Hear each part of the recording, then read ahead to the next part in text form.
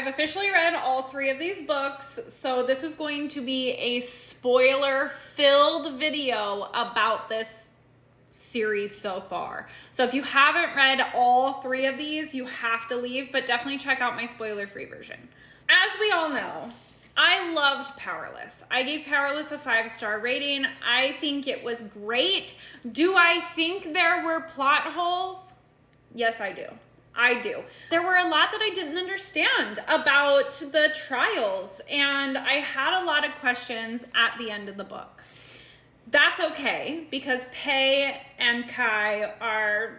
I love them so much. I love them so much. But because I read this back in April, I did not do the tandem read. I read Powerful right before reading Reckless. Now, I gotta be honest, I didn't like it. I did not like Powerful.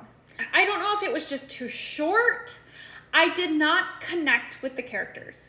And then honestly, with Mac having Kai's power, it kind of felt like a Kai and Peyton redo, except it was Mac and Adina.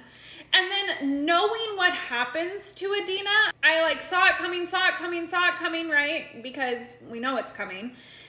And then when it happened, it was so abrupt. She just dies and then the book is over. I'm like, we still have Mac.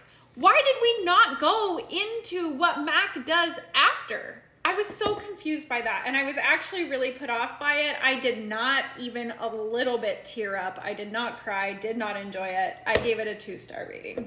But then, Reckless. I genuinely loved this book. Now, I've heard a lot of people talk about the lack of plot. Okay, okay. I'm a romance girly through and through. That hasn't changed. Nothing about me has changed. So Kai and Peyton in Reckless was everything to me. Oh, it was so good. I was actually worried. I'm not gonna lie. So when I was reading Powerful, I was like, oh no.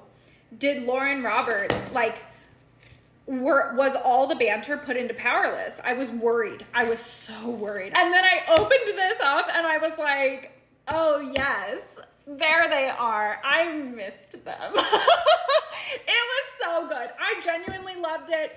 I loved the ending to it. I mean, I never saw it coming. Never once. I mean, genuinely, in the very beginning, when he touched the small velvet box, I was like, what's in a velvet box besides an engagement ring? And I was like, an engagement ring? What the fuck does Kit need with an engagement ring? I just put it out of my mind, apparently. I was like, oh, it's not a ring, it's fine. It's probably something else, like a medallion or something.